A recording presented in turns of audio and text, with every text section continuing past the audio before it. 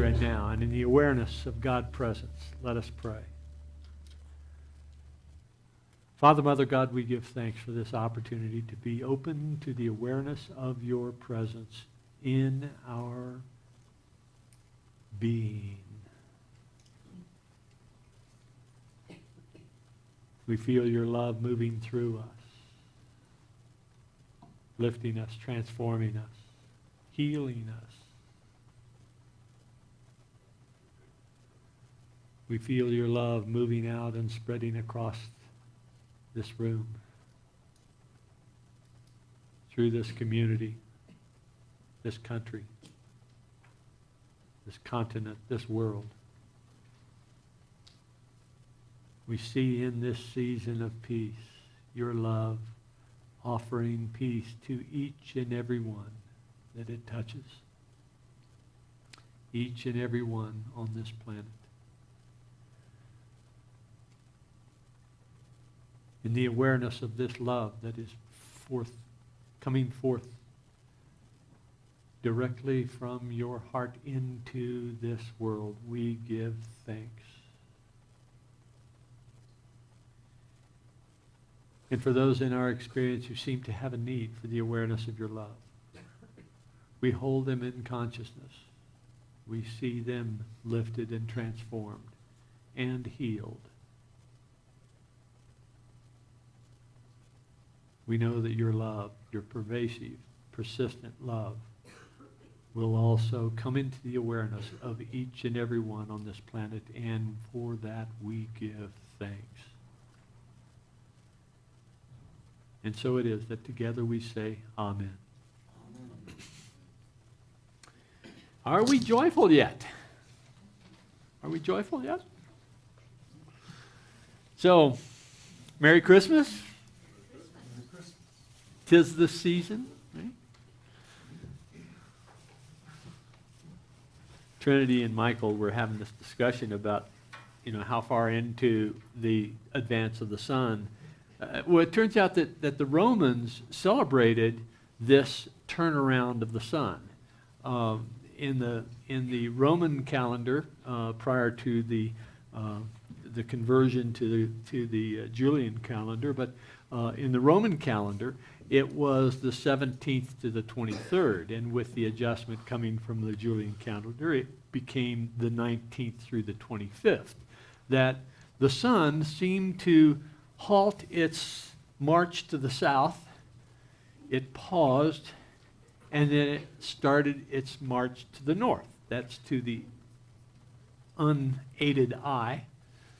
And so this time was indeed a celebration. It was a celebration. Saturnalia was a celebration of the god of agriculture. And so the joyous celebration that the sun is no longer moving south and now it's going to turn around, now it's coming back. Yay!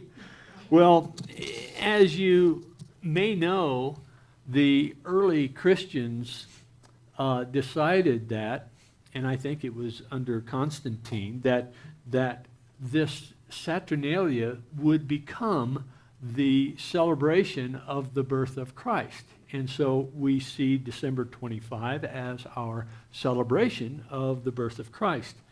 While scholars and others would probably say that, well, that birth probably occurred in March or thereabouts, but nonetheless, here it is, the 25th December coming up, and we're going to celebrate the birth of the Christ.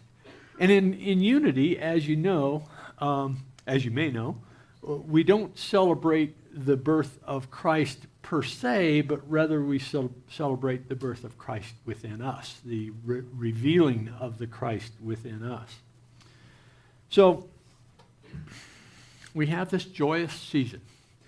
And I would ask you, when you feel the joy in Christmas, are you really feeling the joy because of the birth of a child 2,000 years ago? Is that the reason that you're joyous? Or are you joyous for some other reason? Are you joyous because others around are joyous? Are you actually the victim of a social joyous vibration that is spreading among us? Maybe we'll answer that question. Well, when we look around, though, we see the homeless, we see the refugees, we see the people who are seeking asylum, we see the people who are struggling from day to day just to make ends meet. We see the people who are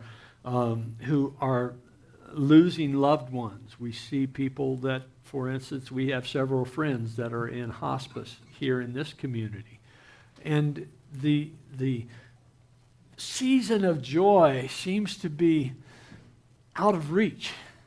But nonetheless, there is still, even among those that are the most destitute, there is those who find this season of joy to be joyful. Well, I happened across a book this week called The Anatomy of Peace. It's is written by authors, writers within I think it's the Arbing Foundation. Anyway, it does not have a specific author attributed to it, although it is quite a good read. The Anatomy of Peace talks about this Camp Moriah in Arizona, Scottsdale. Turns out I Googled Camp Moriah in Scottsdale, and it doesn't reflect any of the characters that are in this book. In fact, the book says that the characters are not real characters, but it portrays this workshop that is offered to the parents of kids that are in their rehab program. The kids are brought to the rehab program, and the parents are sequestered for 2 days, and they're offered their own therapy in the form of this workshop. And the focus of the workshop is to bring the parents into a very salient awareness that their children's problems are rooted in their parenting, okay? They don't specifically blame the parents for the children's issues, but they do say that the children's recovery is very dependent upon the parents' approach. And that certainly rings a bell with me. I can see how that indeed works. The workshop that is offered to the parents emphasizes this point, that the lack of peace begins with self-betrayal. And they use a story about a young Yusuf, 6, 7 years old, who was begging on the streets of Bethlehem, and a blind Jewish beggar, Mordecai, who was working the same streets as this young Yusuf, who was also begging for funds from visitors to the city. And it talks about the familiarization between this young Yusuf and this old blind beggar, Mordecai, where they became familiar with each other, although they never spoke to each other. They worked the same streets. They worked the same intersections. They were both looking for money from the visitors. And one day, Mordecai lost his purse. He dropped his purse, and the coins spread all over the sidewalk. And there was Yusuf seeing what had happened.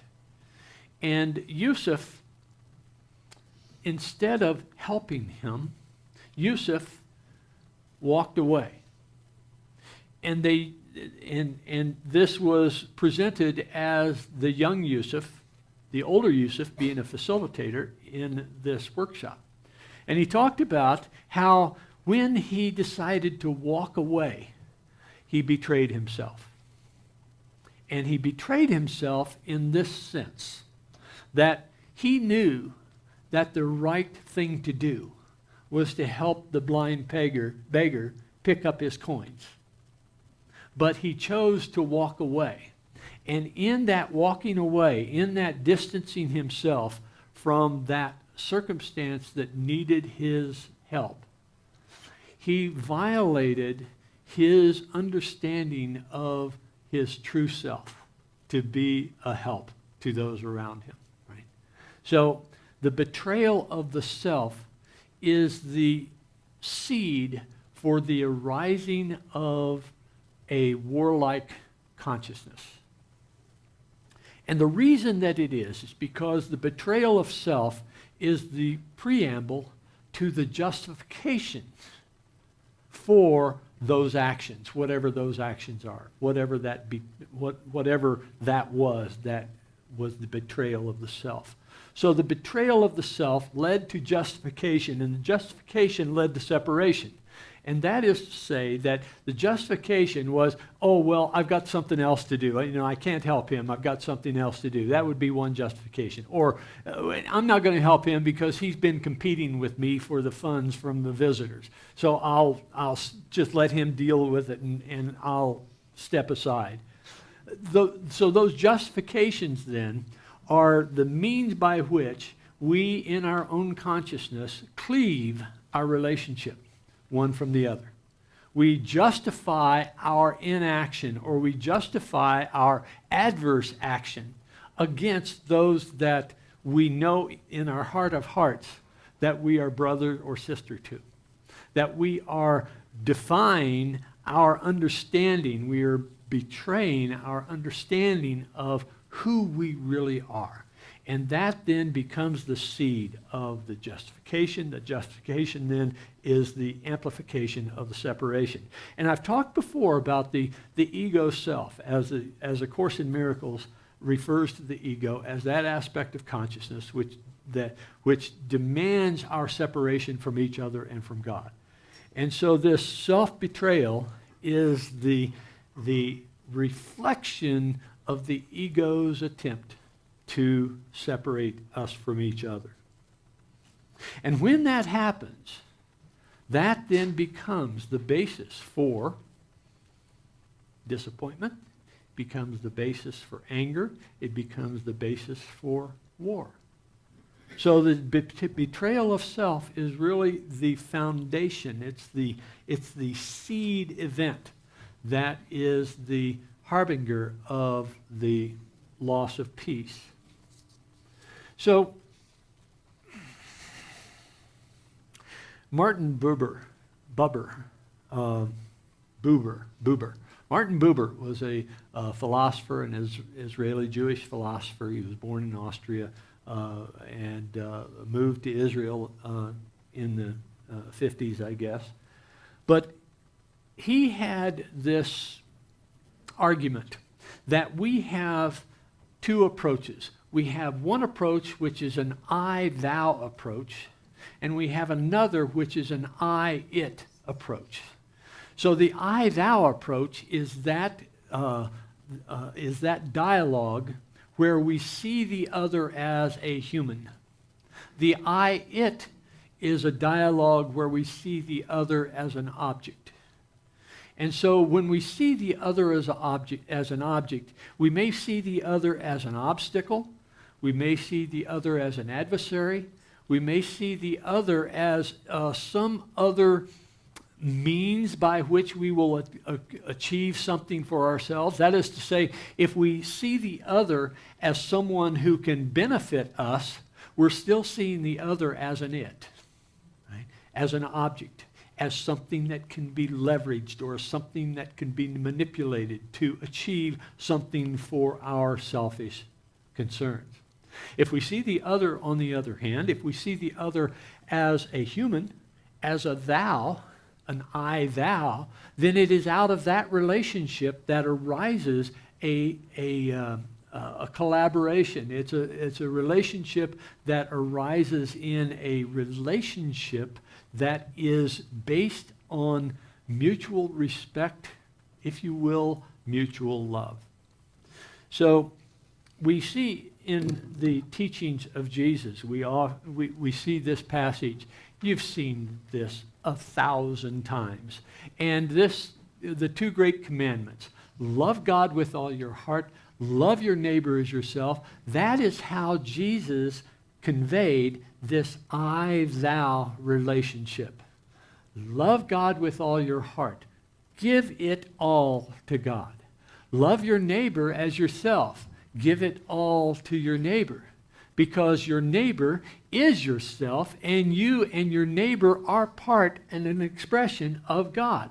So when you give unconditional love out to this whole experience, what we're doing then is we're celebrating the I-thou relationship. We're practicing the I-thou dialogue. And this I-thou dialogue is the basis for continued peace. Trying to think of the author's name. Zachariah? Anyway, he's an educator. He's also a pundit on, I think it's CNN.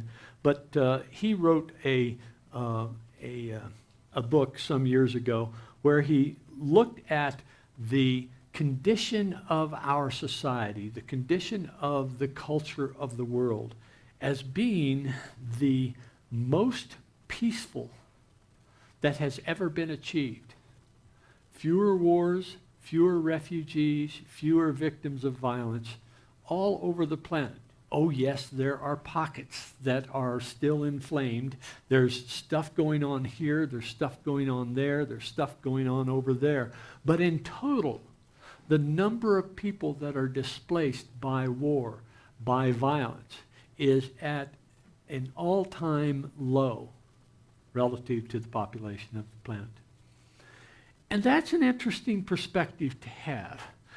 Because of the internet, because of social media, because of the 24/7 news cycle, we are seeing all of the stuff that's going on, but we don't put it in the context that, well, actually, it's better than it's ever been, right?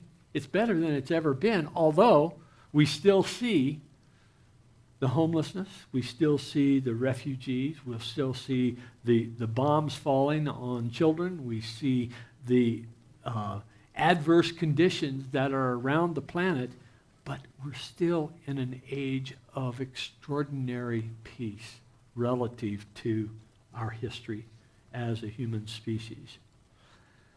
So here we have, love God with all your heart, love your neighbor as yourself.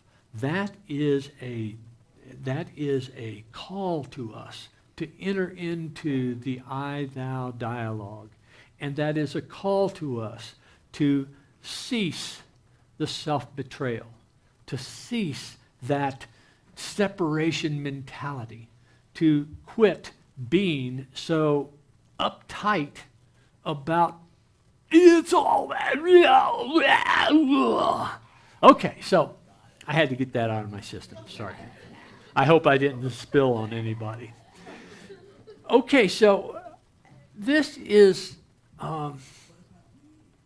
this idea that we are in a period of peace has arisen out of a question that has been asked throughout our, I can't say culture, I want to say throughout the world. And Einstein offered us this. He said that the most important question facing humanity is the universe a friendly place? This is the first and most basic question all people must answer for themselves. For if we decide that the universe is an unfriendly place, then we will use our technology, our scientific discoveries, and our natural resources to achieve safety and power by creating bigger walls to keep out the unfriendliness and bigger weapons to destroy all that would be which is unfriendly. And I believe that we are getting to a place where technology is powerful enough that we may either completely isolate or destroy ourselves as well in this process. But if we decide that the universe is a friendly place, then we will use our technology, our scientific discoveries, and our natural resources to create tools and models for understanding that universe. Because power and safety will come through understanding its workings and its motives. We are moving through the perception that the universe is a friendly place. We're moving to a greater expansion of the I Thou dialogue. And as we recognize that we are in the I Thou dialogue, we are recognizing each person as a human being. Each person has their own story. Each person comes into this moment when we are meeting with their own history that has brought them to this point. Their perceptions, their worldview has been built upon their history. And we can honor them for that history that they have survived. We can honor them for the love that has brought them to this point where they and I, thou and I, are in dialogue.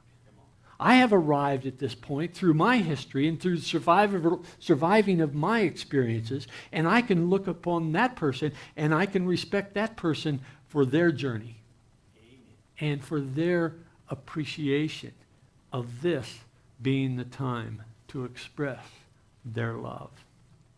When we move out of that separation mentality and into this awareness and this honoring of the I Thou dialogue, joy arises. The joy comes from the recognition of the other as being the divine presence, the Christ, in the harbor of that person. Why do we have this joy? Why do we have this spreading of joy in this particular season? Think about it. You go into a department store in the month of July, and in the department store you see a bunch of kids over there screaming and hollering, right? They're doing something over there, and there is a tendency, certainly in my experience, there's a tendency to say, well, what's all that about? We go into a department store in December, and we see that joy, that activity over there, and we project from our own experience, oh, they're excited about Christmas, right? They're excited about something that I can relate to. I see them as thou rather than as it. So instead of my seeing them as a bother to my peace, I see them as an expression of their own particular joy. And I can relate to that. When we put gifts under the tree, what are we doing? We may, I won't say we never do, but when we are giving those gifts unconditionally, when we are giving those gifts without any expectation of return, when we're giving those gifts out of just the joy of giving, what we're doing is we're honoring the other as a human. We're honoring the other as a thou. And it is out of that arises this feeling of joy. Yay! Joy is contagious. Too often we look upon our life and we say, oh man, what's going to happen? I've got to do this, I've got that obligation, I've got this responsibility. There's a philosopher he's a Persian philosopher in the 11th and 12th century, Muhammad Hafez Saladin, I think it was, Saladin. Anyway, he offered us this. In his book, I Heard God Laughing, Poems of Hope and Joy. He says, what is the difference between your experience of existence and that of a saint? The saint knows that the spiritual path is a sublime chess game with God, and that the beloved has just made such a fantastic move that the saint is now continually tripping over joy and bursting out in laughter and saying, I surrender! And whereas, my dear, I'm afraid you still think you have 1,000 serious moves. Tripping over joy. Imagine you look upon your experience and you see that this has happened. What is your response? It may be, if it's an I Thou dialogue, and an I Thou mindset, you may look at that and say, wow, that's interesting. On the other hand, if you're in an I It dialogue, you say, shit, why did that happen? The idea that we are living in this experience of the divine expressing continually versus living in an experience where the divine shows their face once in a while. The difference is that in this, where we are living in this experience of the divine revealing herself continually, is an experience of joy, where the divine expresses itself once in a while. We're in a feeling of it, of fear, of what's going to happen when the divine leaves and we're on our own. Over here, the divine never leaves, and we continually express the love that is always available to us if we choose. The great song back in the 90s, the early 90s, I played it on a tape when I was going through a great deal of financial difficulty. It was Don't Worry, Be Happy. How many of you remember the song, right? Do, do, do, do, do, do, do, do, do. Anyway. You get the idea. I knew it at one time. Anyway, don't worry, be happy. Hafez is saying, don't worry, be happy. Trip over the experience of the divine revealing itself in joy.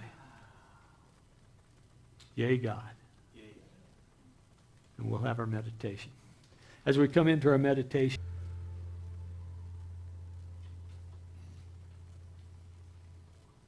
as we rest in this moment, as we allow ourselves to let go of all of the concerns, the worries, the tribulations that we might have brought into this moment, we just set them aside. And here in this moment, we allow our perception of the universe to be friendly. We see it as a friendly place. Maybe just for these few minutes, we see it as a friendly place. And in so seeing the universe as a friendly place, we see that our defenses are no longer necessary, that our concerns are without foundation. We see that the universe is an expression of the divine in every aspect. The exploding stars, the birthing of life, the evolution of the species, and the arising of me in this moment. Each of us being the product of a successful chain of events that stretched back 13 billion years. Here in this moment, sitting on the pinnacle of time, we are an expression of that universal creative energy. Wow. Right here, right now.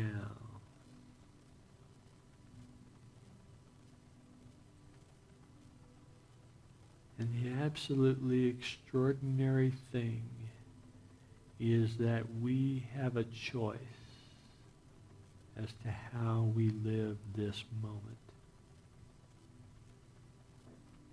Are we living in an I-it or an I-thou mindset? In your mind, look around you at all of your acquaintances, all of your friends, your family, the people who have entered your life, and see them as the humans surviving a history of experiences, all of which were lessons, some of which were learned. But in this moment, your choice is to see them as an it or a thou.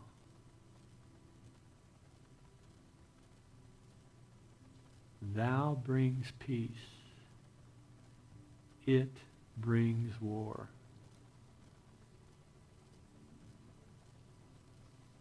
Choose wisely.